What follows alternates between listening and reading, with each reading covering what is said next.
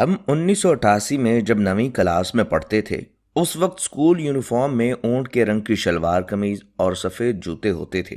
Head master صاحب uniform کے معاملے میں بڑی سختی سے پیش آتے تھے، اس لیے تمام طلبہ یونیفارم پہن کر آتے تھے، سوائے دو ایک کے جو غریب تھے۔ ایک دن صبح کی اسمبلی کے دوران میٹرک کے طالب علم بیکھو مل بغیر یونیفارم کے اسمبلی کی قطار میں کھڑا تھا۔ جیسے ہی ہیڈ ماسٹر صاحب کی نظر اس پر پڑی تو بہت ہی غصے میں بیکھو مل کو کالر سے پکڑ کر باہر لے آیا۔ ہیڈ ماسٹر کا غصہ دیکھتے ہوئے بیکھو مل زور زور سے کہنے لگا، سائیں میری بات سنیں سائیں، میرا باپ باسو مل غریب آدمی ہے، وہ مجھے کہاں سے یونیفارم اور جوتے لے کر دے؟ آپ مجھے مارے نہیں، میں کل سے اسکول نہیں آؤں گا۔ ہیڈ ماسٹر استاد غلام حیدر کھوکھر نے اسے چھوڑ دیا اور اسٹیج پر چڑھ کر تمام طلباء سے مخاطب ہوتے ہوئے کہا کہ اسمبلی کے بعد بیکھو مل ایک ایک کلاس میں آئے گا۔ آج آپ کو جو خرچی ملی ہے وہ آپ بیکھو مل کو دے دینا تاکہ وہ یونیفارم خرید سکے۔ میرے پاس حسب معمول 8 آنے جیب خرچ ملتا تھا، سوچا آج کے دن سموسہ نہیں کھاؤں گا، وہ میں بیکھو مل کو دے دوں گا۔ کلاس میں بھی بیٹھے ہی تھے کہ کلاس کے ٹیچر استاد فقیر محمد حیات حسبانی کلاس میں آ گئے۔ تھوڑی دیر بعد بیکھو مل بھی استاد سے اجازت لے کر ہماری کلاس میں داخل ہوا۔ اس کے ہاتھ میں 1 روپے کے چند نوٹ اور چند سکے تھے جو شاید اس نے اپنی کلاس میں جمع کیے تھے۔ استاد فقیر محمد حیات حسبانی بہت غصے میں تھے۔ ہم سب کو منع کیا کہ کوئی بھی اس کو پیسے نہیں دے گا، اور بیکھو مل کی جانب دیکھتے ہوئے غصے میں کہا کہ ڈوب نہیں مرتے جو بھیک مانگتے پھرتے ہو؟ کیا غربت کی آڑ میں ساری زندگی بھیک مانگتے پھرو گے؟ واپس اپنی کلاس میں جاؤ اور جن جن سے پیسے لیے ہیں ان کو واپس کر کے آؤ، میں تمہیں یونیفارم لے کر دوں گا۔ بیکھو مل استاد کے کہنے پر واپس اپنی کلاس میں گیا اور سب کو ان کے پیسے واپس کر کے آ گیا۔ استاد فقیر محمد حیات حسبانی نے پوچھا کہ شام کے وقت کون سا کام کر سکتے ہو؟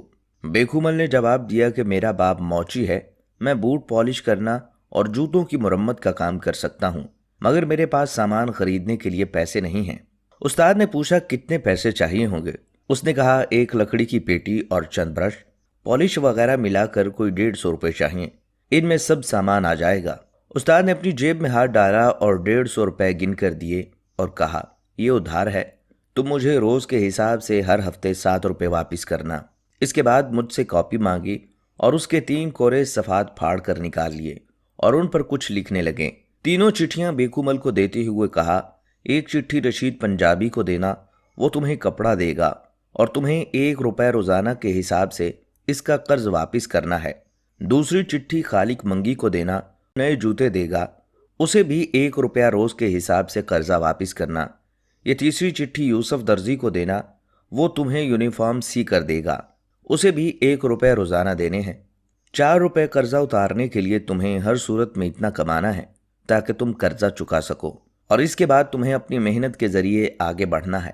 ایک بار بھیک مانگنے کی عادت پڑ گئی تو ساری زندگی بھیک مانگتے ہی گزرے گی۔ بیکھو مل وعدہ کر کے چلا گیا۔ بعد میں استاد نے ہمیں کہا کہ آپ لوگ اپنے جوتوں کی مرمت اور بوٹ پالش ہمیشہ بیکھو مل سے ہی کروایا کریں۔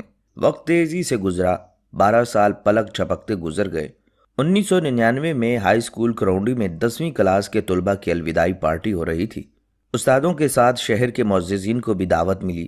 تقریر کرتے ہوئے شہر کے ایک بڑی فلور مل کے معزز جنرل مینیجر بیکھو مل کو بھی دعوت دی گئی۔ کاٹن کے سفید سوٹ میں ملبوس، ماتھے پر ریبن کا چشمہ رکھے، اپنی تقریر میں اسی اسکول میں پیش آئے 1988 کا قصہ سناتے ہوئے زار و قطار روتے ہوئے اسٹیج پر بیٹھے اپنے استاد فقیر محمد حیات حسبانی کے پیروں کو چھوتے ہوئے بتایا کہ کس طرح ایک کامل استاد نے مجھے بھیک مانگنے سے بچایا اور محنت کا سبق دیا۔ آج کل مدد کے نام پر جو بھیک بانٹی جا رہی ہے، اس سے ہم مستقل بھکاری پیدا کیے جا رہے ہیں۔